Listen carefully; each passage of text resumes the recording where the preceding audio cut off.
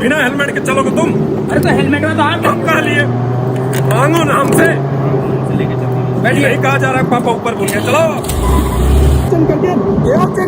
अरे पापा स्कूटी है, गियर कहाँ से कम कर ले इसमें? तो हम कहा स्कूटी लेने के लिए 1 लाख रुपये का चलो लड़ाता है चप्पल। ये साले साइकिल वाले चूतिया होते हैं। पापा क्रॉसिंग ये बंदे झुका के निकाल ले। हट यातायात नियम कोई चीज होता ही नहीं। उधर देखो सब मिट्टी वाले रास्ते जा रहे हैं, फाटक उस पार जाएगा। चलो अरे चलो। ये देखो कार ले लिए कहीं भी लगा देंगे।